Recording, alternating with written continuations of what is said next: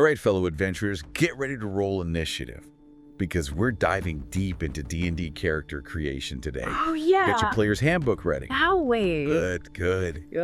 Let's unlock the secrets to crafting characters that'll become the stuff of legend. Sounds good.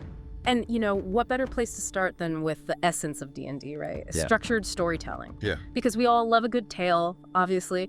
But D&D, it kind of takes it a step further, gives us this framework, a set of rules. Yeah. And yes, those infamous dice to figure out the fate of our heroes. Okay, I'm intrigued. So you're telling me it's not just me, declaring my awesome rogue, the victor in every tavern brawl? It's actual risk involved? Right, exactly. Okay. Yeah. Think about it this way.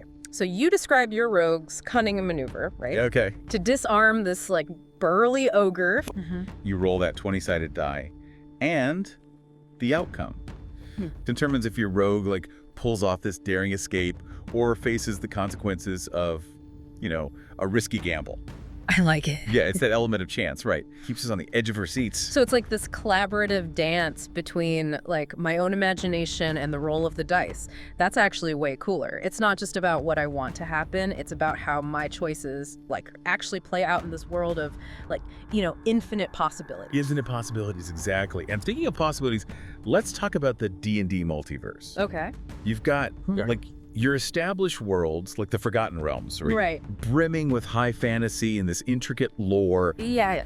begging to be explored, or Eberron, where magic is infused with technology. Right. Creating a world of, pulp adventure and intrigue. Forgotten Realms, now that's a name, right? Right. That gets the imagination going. Is that where, Dordan, the legendary Drow Ranger? Yeah, he's from there. That's where he's from, right? That is indeed. Yeah. And speaking of drow, Okay. it's interesting how even races that we know can kind of take on these surprising twists, right? Right. Depending on the setting.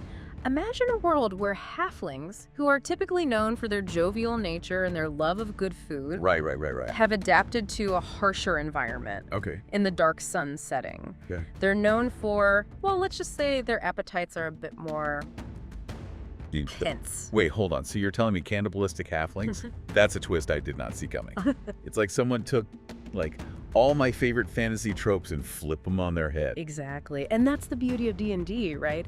Playground of imagination, where even the most, familiar elements can take on these new and unexpected forms. I like it. And the best part, if none of that really tickles your fancy, Right. you can create your own. Oh, wow. Using the rules as a foundation, build a universe tailored to your wildest dreams. Okay, now you're speaking my language. Infinite possibilities all at my fingertips. I'm already getting lost in the potential here, but before we get too far ahead of ourselves, Okay. let's talk about the actual process of bringing a character to life. Of course. It's a step-by-step journey, and it all starts with, the foundation. Yeah. First, choose your character's race. This determines their inherent traits, their place in the world, their strengths, and, yes, even their weaknesses. Okay. Then, you choose their class, which defines their skills, their approach to challenges, and ultimately their role in this grand narrative. So if I'm understanding you correctly, it's like choosing your character's species and their profession. Okay, so it's starting to feel a bit more tangible now. Exactly. And once you've got that framework, we add another layer, ability scores. Okay. Think of these as the numerical representation of your character's raw potential. You've got strength, dexterity, constitution, intelligence, wisdom, and charisma. Okay, there's a lot there. Yeah, 6 attributes. Shame everything from your character's a physical prowess to their ability to charm even the most stubborn shopkeepers.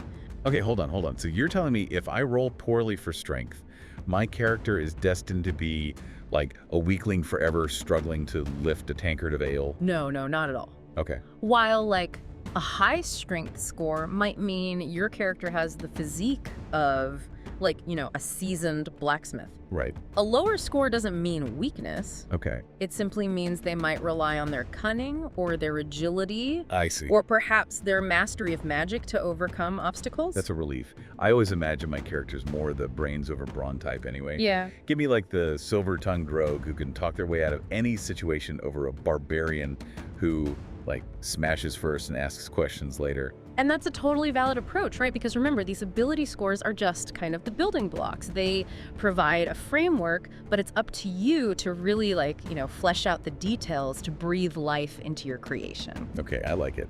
And that's where the backstories come in, right? Right. Because a truly memorable character needs more than just numbers on a sheet. They need a past, a reason for being, like a story that's uniquely theirs. Absolutely. A compelling backstory is essential. It's about asking those questions. Okay, like what? Like, why did your character choose this path? What events shaped their outlook on the world? Yeah. What are their hopes, their fears, their dreams?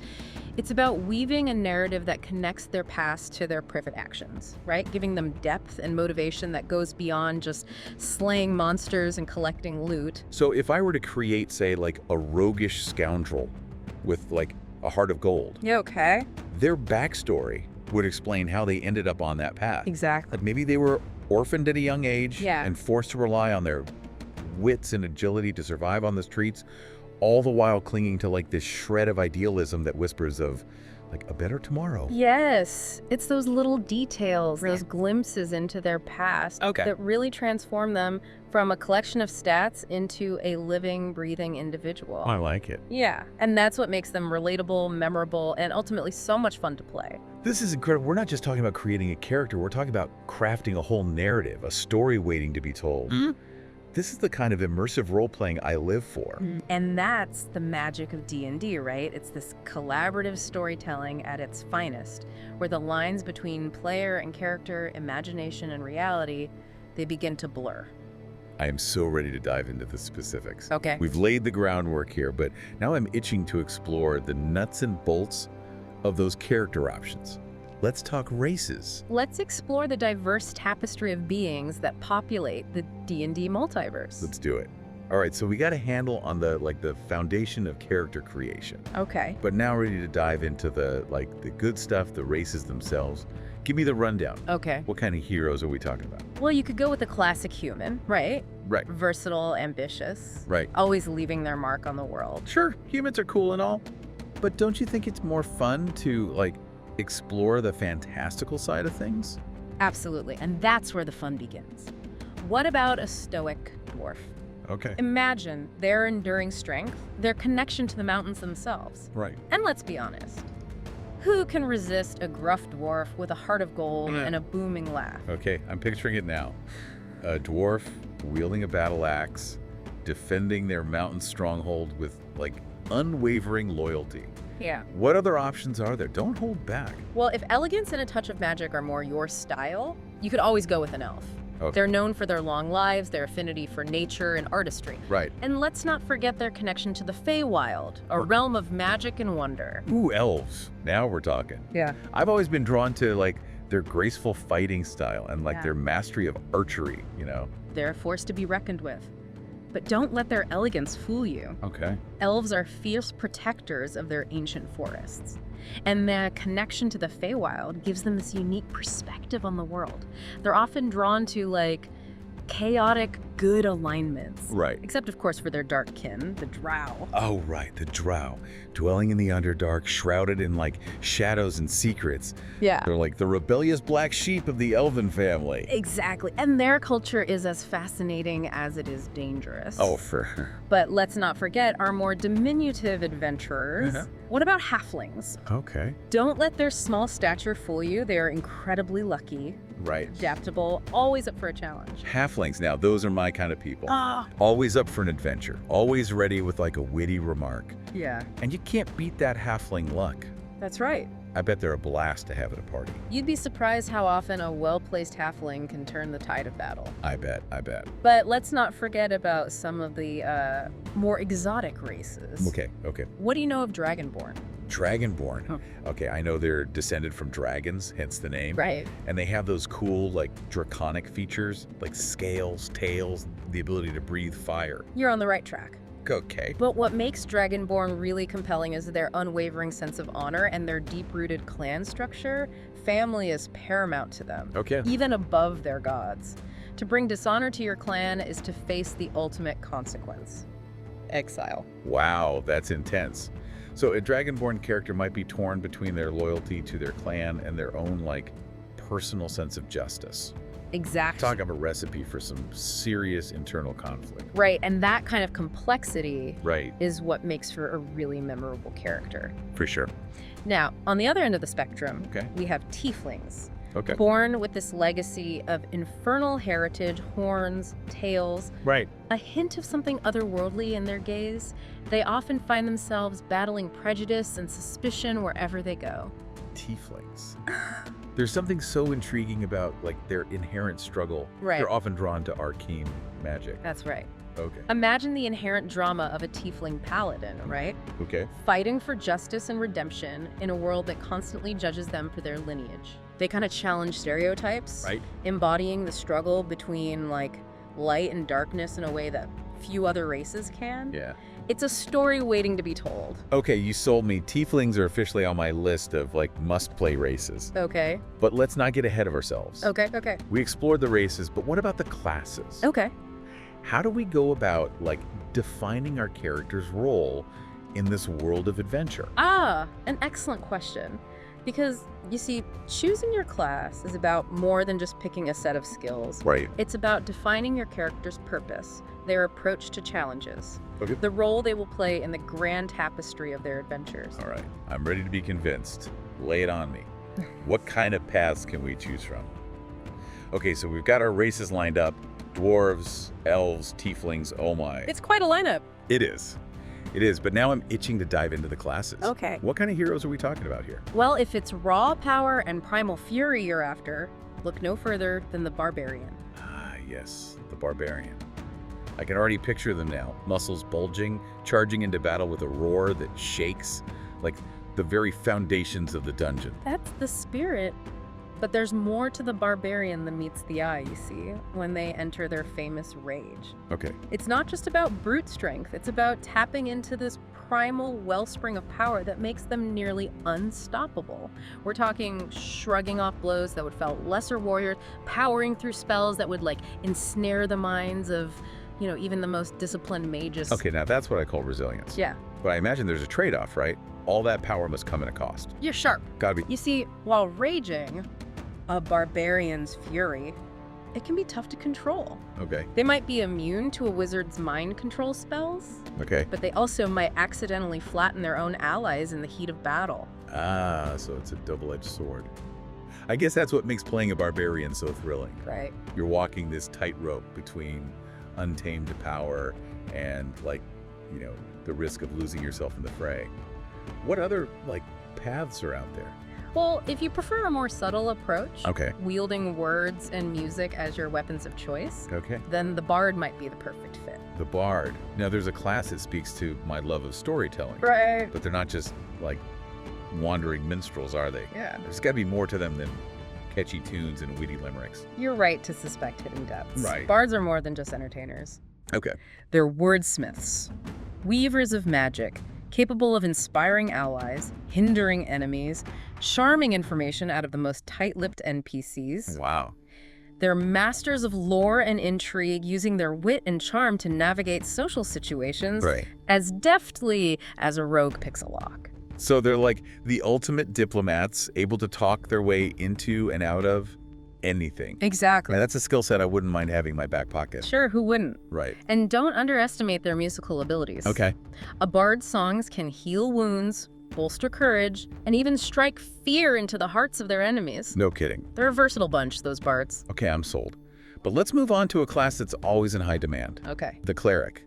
Healers are always welcome at my table, am I right? You know it. You know it. Right. But don't mistake clerics for mere healers. Okay. Yeah, their connection to the divine, it grants them potent healing abilities, but they are also capable warriors, Right. wielding the power of their deity to smite their foes. So a cleric's abilities are directly tied to the god they worship. They are. That's fascinating. I imagine a cleric of a war god would be a very different beast from a cleric devoted to a god of healing and mercy. Precisely. Their powers, their domains, even their combat styles are influenced by their faith, Right. making them a diverse and intriguing class to play. For sure, for sure. And speaking of diverse, let's talk about the masters of arcane magic. The wizards. Ah, classic. Right, I'm picturing robes adorned with, mystical sigils, ancient spell books filled with forgotten lore, and of course the ability to hurl fireballs with like a flick of the wrist. A timeless image. Right. But wizards are more than just like, pyromaniacs with pointy hats. Okay. What sets them apart is their relentless pursuit of knowledge. Okay. They spend years, decades even, studying ancient texts, Right. decoding arcane formulas, mastering the intricacies of their chosen school of magic. Schools of magic. Yeah. So it's not just about learning spells. Right. It's about specializing in a particular brand of magic. You've hit the nail on the head. A wizard might dedicate their life to mastering, like, the elements, right? Right. Bending fire and lightning to their will, as an evoker. Okay. Or they might delve into the mysteries of the mind, Okay. charming and deceiving their foes as an enchanter. Okay. Each school offers a unique approach to magic, a different lens through which to view the arcane arts. This is blowing my mind. So it's not just about choosing a class, it's about delving into the nuances. It is. The specializations, the details that make each character truly unique. Precisely. And speaking of details, Okay. let's not forget about the finishing touches that can really bring your character to life. Okay, like what? Those class features that unlock as you level up, Right. the backgrounds that color their past, Okay. and yes, even the flaws that make them feel real. So it's like leveling up in a video game, but instead of just like, getting stronger, your character actually evolves and changes over time. Exactly. As a barbarian levels up their rage, it might become so potent that magic can barely touch them. Wow. Or a bard's songs might gain the power to sway the emotions of entire crowds. These class features, Right. they're not just bonuses. Okay. They're milestones that reflect your character's growth and mastery of their craft. Okay, now I'm really intrigued by these backgrounds. Tell me more. Okay, so imagine you're creating a wizard. Go. But instead of just deciding, okay, they're a master of fireballs, Right. you delve into their past. Perhaps they were once a hermit, living in seclusion, dedicating their life to, unraveling the mysteries of the universe. Okay. Or maybe they were a guild artisan, a master craftsman who discovered a hidden talent for magic in, the intricate workings of their craft. I love it. So, Yeah. a hermit wizard might be brilliant but socially awkward, while a guild artisan turned wizard might be incredibly pragmatic and resourceful. You're catching on. Right. And don't forget about flaws. Flaws, but why would I want to saddle my awesome hero with a weakness? Because it makes them feel real. Okay. Nobody's perfect, and a character with flaws is instantly more relatable, more human. Right. A noble paladin might be plagued by a crippling fear of heights, Okay. while a cunning rogue might have a fatal weakness for stray kittens. Okay, I see your point. Flaws can actually lead to some pretty hilarious and memorable moments in a campaign. Precisely. It's all about finding that balance, right? The strengths, the weaknesses, the experiences that shape your character into a living, breathing individual. This has been an incredible deep dive. It has. I feel like I've gone from clueless newbie to seasoned adventurer, ready to conquer the world. There you go. Or at least roll some dice and make some bad decisions. That's what it's all about. That's what it's all about. That's the beauty of it. This is just the beginning. Right. The player's handbook is a treasure trove of information waiting to be explored. It really is. It's your toolbox, it's your playground, it's your portal to endless possibilities. So what are you waiting for? Grab your dice, crack open that player's handbook, and let your imagination run wild. Who knows what legendary heroes you'll bring to life?